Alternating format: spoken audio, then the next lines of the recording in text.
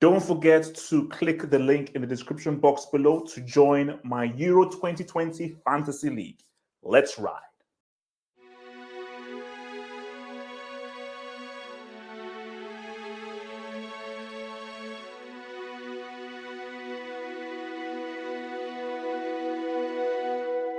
Yo guys, yo, what up? You're here for another Euro 2020 squad analysis. Remember guys, join my Euro 2020 Fantasy League. The link is below in the description box. June 11th is the deadline. Join before June 11th. The link is below in the description box to join my superb Euro 2020 Fantasy League. So we have another squad breakdown here, and I think these are other guys similar to what we did with Sogi, who I think, funny, they're both in the same group. Other guys who I think could definitely be outsiders and strong dark horses because they've had a really good run so far. And I think that Italy could really say something and could really shock a lot of people, man. So obviously, before we look at the squad and before we look at the formation, I want to always start with overall thoughts. So let me come first to Rob. So Rob, what are your overall thoughts and feelings and emotions going into this? Are you confident you can do something real? Do you have a lot of faith that this Italian team under Mancini can actually go and actually win this? Or are you like, great run, but those were not in tournament situations that, despite not qualifying for the World Cup in 2018, it still needs to do a lot to prove that they can actually win this. So where are you at coming into the Euros? Well, as you mentioned, 2018, the World Cup, we didn't even make, and it was absolute heartbreak. And we don't want to ever be in that position ever again. And this Italy side is completely different to that 2018. Completely different. Our midfield is probably, and I'm probably going to get a lot of hate for this, but is the best midfield in this Euros without a shadow of a doubt. We've got Barella, Verratti, and Jorginho. I mean, that is one of the best midfields I've ever seen. Never mind just now. And yes, fair enough, our attack. Immobile, he has his days, but he's not consistent enough for me. Brilliant for Lazio, but for Italy, on and off. But yeah, no, But also, I mean, Chiesa, man, I think that guy could have a big tournament. I know. Chiesa is unbelievable. I think Mancini prefers Berardi though over Chiesa, which is quite odd. But I think Chiesa, especially at halftime. Is that the dude from Sassuolo? Yeah, and to be fair, he's class as well. But no, I think we are officially, there is no other team that can say this, but we are officially the dark horses in this competition. Okay. So Nick, where were you at with Italy in this overall thoughts, man? Yeah, so similar to Gallo, I think this Italian team after the 2018 World Cup, it was heartbreaking. You know, I think the Italian media as well, it was just the morale was at a low, and I think what Mancini's done in these 2 years is something that we dream of. To be fair, I think he's really developed this team. I think you know, not being in the World Cup has really been that morale boost. I think it's really pushed us. You know, we need to prove that we are a big team, because let's not forget, you know, we are a 4-time World Cup winner. You know, we're not a joke. And I think that's, you know, especially the English media has, you know, been quite insulting in that aspect. And I think for many of these players, this is their first tournament. I think it's something to prove as well. For many of the players, it's time to prove that. So what do you think Mancini has done differently from Prandelli? Like, what do you Yeah, I think with Mancini, it's more attacking. I think we're more fluid. There's more liquid football. There's more link-up plays, and I think Mancini's also knowledge of the players is quite fundamental. With Prandelli, is just pick and play. I'd say. I think it was just as if he was playing Football Manager. But I think with Mancini, I think he knows the players, the history. I think with Insigne, Immobile, link-up play. They played before in Pescara as well with Verratti. Berardi and Locatelli, they play together as well, and I think that's why even Berardi's even starting over Chiesa. You know, I'm a Juve fan as well. I love Chiesa, but I think Berardi with that inverted winger, I think he has that. I'm not saying he's better than Robben. He has that Robben-esque. He has that Robben type of personality. He can use his outside foot, and can curl the ball. So I think this Italian team, as Gallo said, you know, we have probably the best midfield. And I think with the concern with us was always our number 9. You know, we've always had a problem. We thought, oh, we have Moise Kean, but he's not even in the last 26, which is odd. But you know, we can't. But hopefully, Immobile, you know, from the Czech Republic game, his link-up play with Insigne taking that number 10 when Spinazzola is overlapping, is good. I think we have a great chance, and you know, we have to see, isn't it? I don't want to be too optimistic. Obviously, we hope, you know, we can win the whole tournament, but we have to be easy. We have to be easy. Easy. Okay, so now let's break it down. So how we do this is that we do it from sections. So we do goalkeepers, defenders, midfielders, and forwards. So this one starts with the goalkeepers. So first of all, I'm going to say this. No, look, man, like I told you, I respect my elders. I respect people who are older than me and everything. If I saw Buffon in this squad, I would have attacked somebody, because I think Buffon did the right thing and say, look, chill and relax, okay? We can't, you can't just come and stay in this squad until you're 60 or 70. So Donnarumma, Gianluigi Donnarumma, Alex Meret, Salvatore Sirigu. So all 3 pretty good keepers. Meret is all right. You know, Sirigu, I've seen a very, very good solid keeper. I mean, Italy always produced great keepers, from Peruzzi, Pagluca. All these dudes have always been very good. So Italy have a lineage of great keepers. And I think Donnarumma is going to be the next big thing. So let me confess to Rob. Are you confident in Donnarumma, or are you a bit cautious with a few mistakes that he sometimes tends to make for Milan? The problem with Donnarumma is he's an absolutely brilliant shot stopper, but he's not that great with his feet. And it's a shame, really, because he was on his way to Juventus, but unfortunately, Szczesny has announced that he will be staying, and Allegri has all the confidence in him, which is sad. But back to Italy. Yeah, no, I do trust Donnarumma, although I think you do slander Buffon a bit too much. He is the greatest ever. But anyway, no. I think I'll back up with Sirigu. He's, you know, I thought he was really good until Torino absolutely got killed by Milan.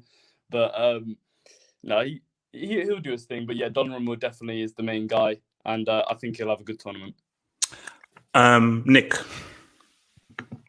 Yeah, I think, as you said, Donnarumma is probably the next big thing. I think this is, again, for him, as many other players, this is time to shine. You know, I don't think he's had, you know, he's never been in such an elite competition because he plays for Milan. Sadly, then, you know, they're just going on the rise and he's leaving. So I think this is a big time to show that he is one of the top keepers in the world, and that, you know, he is top 3. I think he's, right now, I say he is top 3. And so, yeah. And then in terms of Sirigu, I think he's been amazing. I'd say he saved Torino from relegation. I think they were very close to being relegated, and I think he's a solid backup. You know, every time he was called up to start, he's never let down. He's never disappointed. So, in terms of that, I'm glad. I think the keepers, you know, and the third keeper, obviously Alex Meret. I would have picked Cragno. I'd say. I think Cragno from Cagliari. He's another. He's really good with his reflexes, but you know, I mean, it's more likely Donnarumma will start every game, hopefully. So.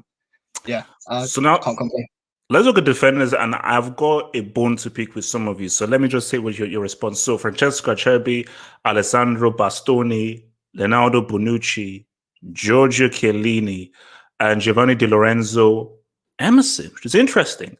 Obviously, Alessandro Florenzi, Leonardo Spinazzola, and Rafael Toloi. I want to now let me come first to Nick right now. I'm looking at Bonucci and Chiellini, and it's good that you guys are here because you're both Juve fans. Do you have faith that, because here's my thing, we now go back to the whole age thing, and I think you can look at the age thing in 2 ways. In one part is, are they too old to be your first choice defenders in a tournament? But on the flip side is, with age comes experience. And I think with experience and knowledge of the game, knowing where to be and knowing your position, that comes with how older you are and elder you are. So do you have faith 2021 Bonucci and Chiellini, especially if you play guys who have a high press and are very aggressive attacking, do you have faith that Bonucci and Chiellini will be able to have their experience and still be good, solid defensively? Nick? Yeah, no, I think so. I think, I was watching the last hangout yesterday. I mean, the insults towards Bonucci and Chiellini. Not from me. Well, I mean, the combined age of 70, I don't know what to say. But I think, listen, I was watching because, Chiellini, I think mainly I have my doubts with Bonucci. I think he has mistakes. I think with Chiellini, yeah, he's caused, the penalty against AC Milan and caused the 3-0 loss. But I think with Chiellini, every time he plays against a physical striker like a Lukaku, he's always able to, do a good job. He's always stopped him. And I think the way he defends is very different from other defenders. And I don't think attackers have really played against the Chiellini, especially you. I think he was tier 2 for you or something. So, he was, and I still think he's got it. I think Chiellini has got it. I think Bonucci has declined since he's came back from AC Milan. And I think you need that leadership. I think both Bonucci and Chiellini vocal players. You don't have Buffon anymore. And I think with a Chiellini and Bonucci, the motivation and the balance Italy has between youngsters and experience is key. Like in Euro 2016, I think it was Carvalho and Jose Font. I think their combined age at that time is more than Bonucci and Chiellini, and they were able to stop France in 2016. So as many yes, they have mistakes, but I think Bonucci and Chiellini are still the two best. I think Bastoni is really close. I think him playing with Skriniar and De Vrij and having Conte as a manager is fundamental. And I think Bastoni is close. And preferably, I would like to see a Chiellini Bastoni because Bastoni has some pace. He's quite physical as well, and he's quite good on the ball. So, but yeah, no, I think Bonucci and Chiellini, there's ifs and buts, but I think with Chiellini, especially against Turkey, with Burak Yilmaz, I think he can definitely hold him back. I think so. Okay. Yeah. So Rob, what about you? You have faith in your boys to pull through? Yeah, I mean they're the classic duo, but no, I completely agree with Nick. I think Bastoni and Chiellini would be a perfect match. Yeah, I think that they're the two centre backs I'd like to see. But Bonucci, even though is more inconsistent than Chiellini, I think he has his moments of class as well. But yeah, as we look onto the wing backs, I think Di Lorenzo is very, very underrated, and I think if he's played, he can show his worth. Yes, he hasn't had the greatest season, but I think me and my dad went to see him against Liverpool, and he was unbelievable. And but I think the more Mancini's more confident in probably Florenzi and Emerson, but I think if Di Lorenzo comes on, he'll do a good job. Or Spinazzola. Actually, you know what? I forgot about Spinazzola. Is different, man. He's so good. And yes, I've seen him. Yes, because I've seen a few of Roma games, and he's been very good. He's really good. When Juventus let him go, it's heartbreaking because we let Cancelo and Spinazzola go in the same season. It was absolutely disaster. But we stuck with what we got. But yeah, defense, we're not the best, but when it gets to the midfield, then the real class shows. Can I speak of Spinazzola? Go for it. I think from since Mancini really took over, I think Spinazzola, I think he's probably the key to our attack. Honestly, I think, I mean, he was part of the reason why we really made a huge comeback against Atletico in 2018, played a key part. And I think from what I saw in Czech Republic, his overlapping runs enables Insigne to take a number 10 role, to play central. And I think if Spinazzola plays, which I believe he should play over Emerson, I think we in attack, we're much more threatening. And I think giving Insigne that role to play make is key. So yeah, I agree. It's definitely a fundamental part. Yeah. Now let's get back to where things now get real, because one of my agendas is over here. This is one of my own personal agendas. So we've got Nicolo Barella, who I think could be one of the stars of this tournament. I think this guy is really, really good. And I think he's one of the best young players out there. Bernardeschi, Chiesa, quality. I think he's been one of the most clutch players this season, based on just how important his goals have been. Brian Cristante, Jorginho, Locatelli, Lorenzo Pellegrini, Matteo Pessina, and my dude, Marco Verratti, your boy Marco. So coming first to you, Rob, man, it's a very talented midfield here, and I think that Verratti needs to show people how talented he is. Because see, for me, I'm an eye test merchant, because I don't care about your stats or whatever. I just look at football based on my own two eyes. And when I see Verratti, I'm like, boom, because central midfield was my position. So when you see how Verratti plays in terms of how he tackles, how he defends, how he passes, his balance, or just how good he looks in the ball. No. This guy, for me, is the most naturally talented footballing midfielder of his generation. So speak to me about, do you have faith that Verratti can show up and say what's up with this tournament? And also, do you think Barella is going to be one of the big young hits in this tournament? Oh, 100% Verratti. I completely agree with you with the stats. I think stats are very overrated in football. But yeah, no, Verratti, he will definitely shine this Euros. And people have got to look out for Barella, man. Barella, the thing is, I know I'm going to go back and compare it to Juventus again. But when in 2015, right, we had Pirlo, we had Pogba, we had Marquisio. Barella is the Vidal of that team. He's the strength. Pirlo is linked with Verratti with the vision. Jorginho is like a Marquisio who can do the intricate passes. Our midfield is amazing. And to think that we were in the position 2018 to now is just unbelievable. We got to thank Mancini, because Mancini he started this whole thing off, and if we go far in the Euros, it'll be amazing. And yeah, no, this midfield is one of the best, and I think it'll be pretty well. Nick. Yeah, as Rob said, it's one of the best midfielders in Europe. I think it's a privilege, honestly, to think that we used to have Montolivo playing alongside Pirlo, and now Pirlo obviously amazing, but Montolivo, now we have this amount of depth. Yeah, and I think with Barella, as Rob said, he is that Vidal. He's that Kante. He can attack, he can defend, and in terms of Jorginho, his one-touch passing, if he's confident, like right now he's on a high, like after winning the CL.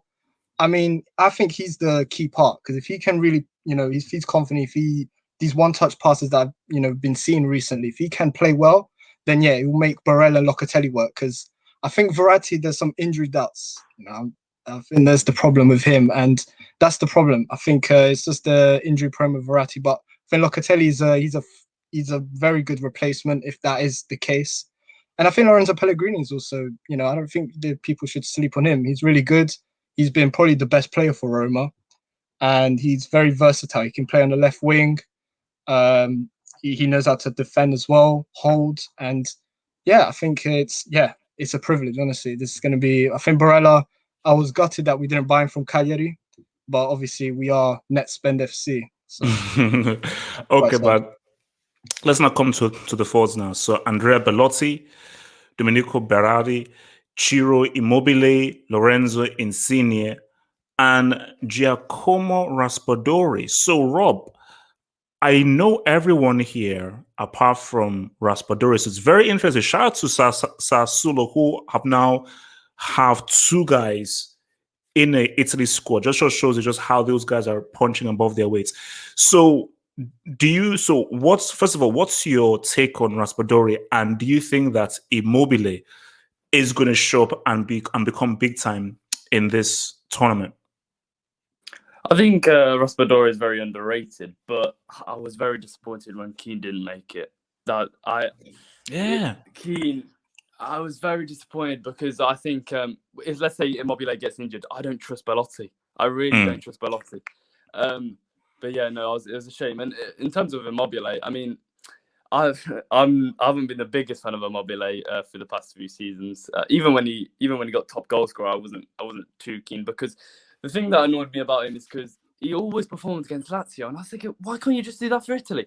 But now with the midfield, and yes, I understand we had the same place as before, but you've got to realise this team has developed for a long period of time now. We're undefeated in 27 matches. Like this team is different. So if the midfield are as class as they've showed so far, I don't see why Immobile can't do well in the Euros, and I hope he does, because I don't trust Bellotti. All right, Nick, where were you at with the attack? I think the attack is probably the decider. If Immobile is awake and he's actually playing good football, I think we can go far, because I think that's always been the problem with Italy, as I mentioned before. It's just we've never had a good number 9 since.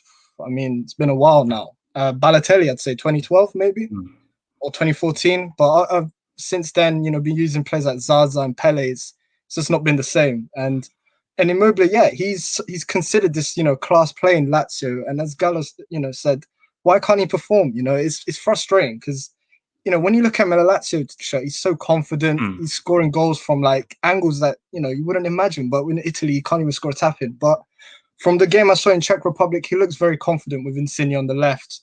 And so, yeah, with Raspadori, I think he's a very good player. I think from the under-21s, he scored a goal. But I think I have some concerns with his decision making. He's still a young player, and this is going to be a big time for him. It's going to be massive pressure, and I think he is that impact sub. I think he has the pace, and it's gutting. I don't know why Keane hasn't been picked. I think maybe Mancini prefers Belotti because he suits more in his system. He's more that passing player. I think with Keane, he had the friendly against San Marino. With Keane, I don't know. He's not the best of his passing, but he is a deadly finisher, I'd say. And I think you always want to just cover yourself because even if it's a play that you don't prefer, like I think in a squad, you want to have as many options as possible. So if you're in a sticky situation, you're like, bro, come in here and just give us something different in attack. Okay, so look, let's now look at what we believe the formation is going to be. So there we have it. Hopefully you guys can see. So obviously we're assuming that it's Donnarumma, obviously in as the now back 4 or back 3. It's going to be a back 4. Mancini likes a 4-3-3. Yeah. I think that's the best formation. I love that formation. I think it's in the modern game is the best. I don't believe in the 4-4-2 to be honest. Oh no, 4-4-2 is trash. So who's left back? I'd say Spinazzola. Yeah. If he's not injured, it's Spinazzola.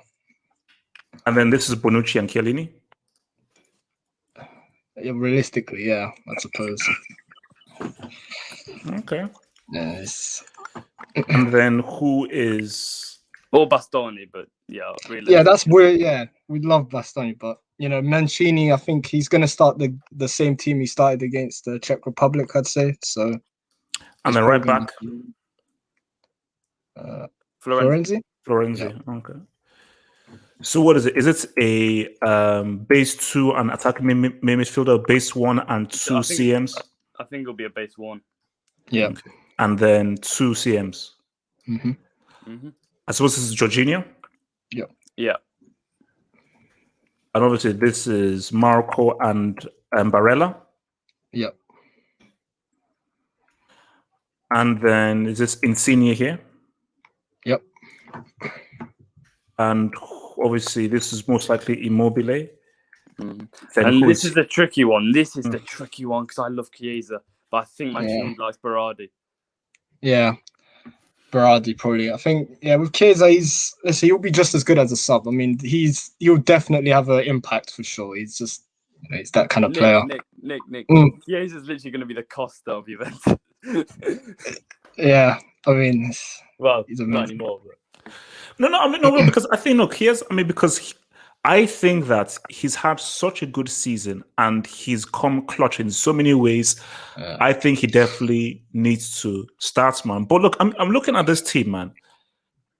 It's a quality team. Like the only questions I have is the defense and Kylian and Bonucci. But you see, Jorginho with Kovacic and Kanse is different from Jorginho with Marco and Barella, because with both of these guys, I think that they are better at keeping the ball and keeping possession than whether it's Kovacic, Kanse, or whoever that Chelsea has. I think that Jorginho is going to be able to work really well with these dudes. And I think that, you see, my thing is I'm not sure about Immobile and what he's going to do. But I just say, look, Insigne has always been quality. So I think the key for them are how effective these two guys are going to be, because I don't think that Italy have really... I can't remember last time Italy played a formation like this. Or if they played a formation like this, that they had two really good flank guys like this.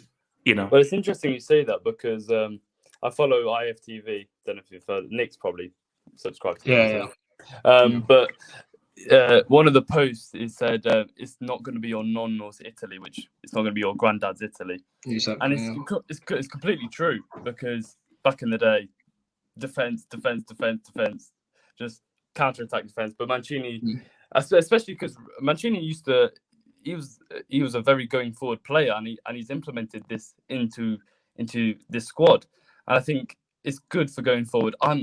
As a fan, I love defense. I'm Italian. I think every Italian loves defense to some sort of degree. But yeah, no. In terms of scoring goals, there'll be a lot more goals in this Italy side than before. Yeah, I mean, it's. I think we play quite a high line as well, and obviously with Kylian Bonucci, that might be a bit of a concern. But I think it's quite brave. I think Mancini. That's why I think Mancini's done such a great job. He's not following the trend of Italy. I think he also realizes, for Italian football to really prosper, I think with the talent we have, in terms of the attacking talent, I think we have to make the most of it. And Mancini's not quite a pragmatic manager. If he knows what he has to do. I think with the players, he knows the players. I think that's the most important aspect. And with Florentin Spinazzola, I think the attack would be really good. Be very solid. So, what would be a plan B? Let's say you're winning, and it's like 75 minutes, and let's say you want to now go to Catenaccio. What would a plan B be? I think we'd keep the ball in the midfield like we've been doing, to be honest, because we haven't conceded in 8 matches. This is not a side that concedes a lot either. This team is looking really good going into the Euros. But I mean, see, but what I say is that tournament football and non-tournament football are very different. Of course, qualifications are competitive and everything, but because I just about an hour ago I did the Turkey team. And that's Turkey team. Now, let me ask you guys this. So I did the Turkey team, and the guy that I got, some Turkish guy, he said that we're going to give every team possession because we're going to sit in deep and we're now going to counter. And I said that pragmatism, I believe, is going to win this tournament because Villarreal, pragmatic, they won the Europa League. Chelsea, pragmatic, they won the Champions League. So going into that Turkey game, and I've seen the Turkish formation, and these guys have one striker, and they've got 2 banks of 4, and it's like, boom, break us down. Do you still believe that these guys can break down a deep block?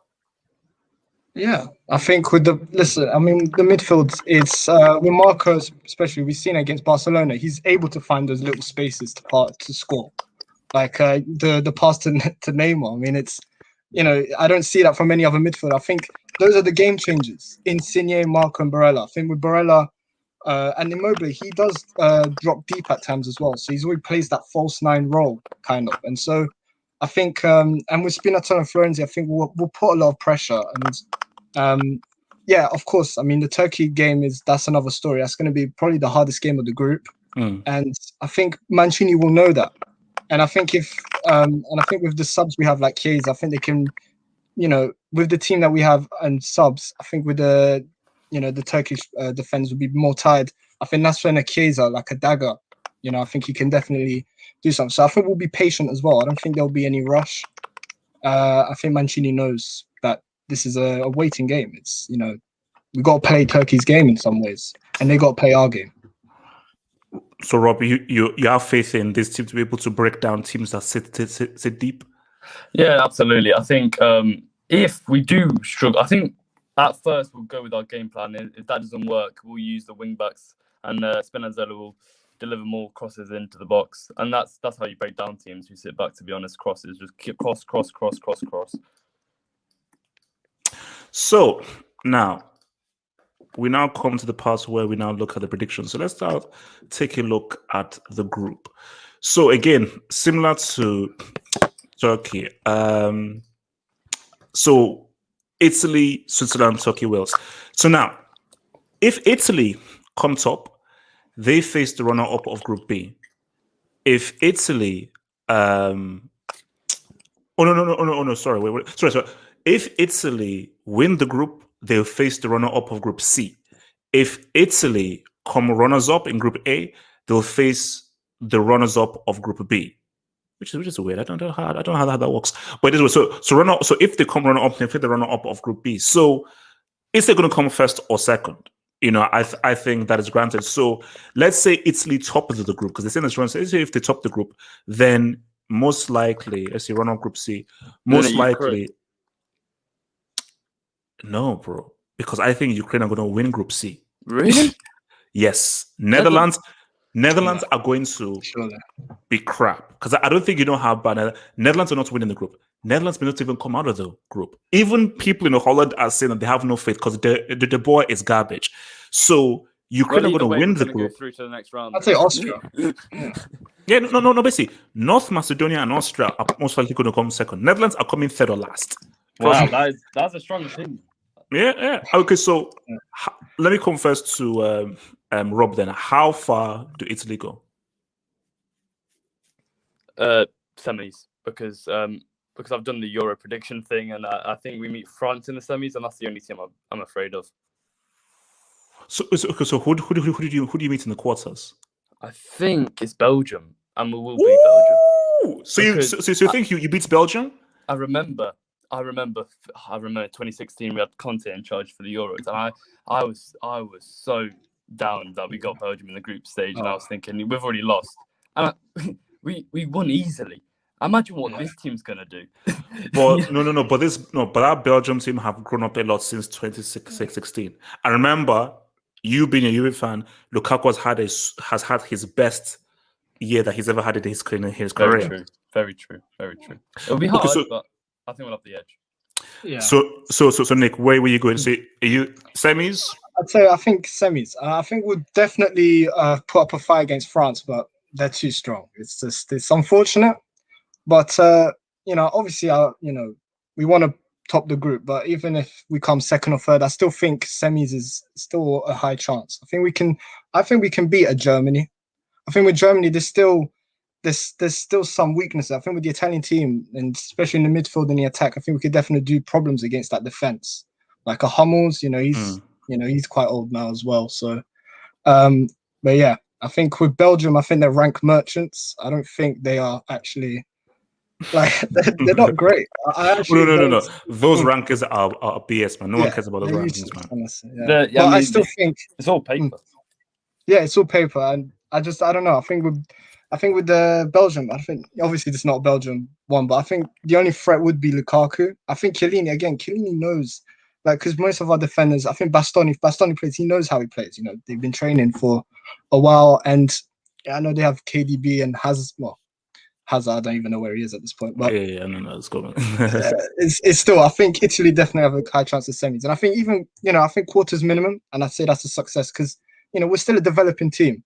I think our players are still young. This is great experience for the World Cup next year, hopefully. And I think that'll be the time. Guys, I need to thank you very, very much for being part of me. This is great. It all pops off on Friday, and hopefully maybe an hour before kickoff, if you guys can maybe join my Turkish amigo to look at it on a preview an hour before the game. But whatever it is, good luck to Italy. I think Italy are definitely going to be dark horses, and I think, I'm excited to see what Italy do. And also, I've got my agenda, because I need Marco to show the world why the guy is quality, man. Let's hope. Okay.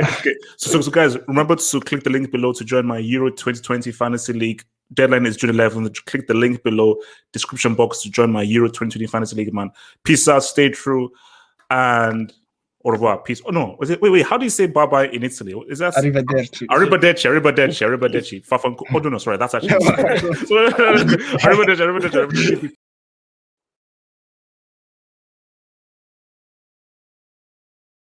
Or about that. I'm sure Benzema definitely, it's pained him to be sitting down undeservedly for the World Cup, but he's here for the Euros, and trust, man, I just cannot wait to see what this dude does. Deschamps, please play, man. Stay tuned for more player focuses. La la Lili.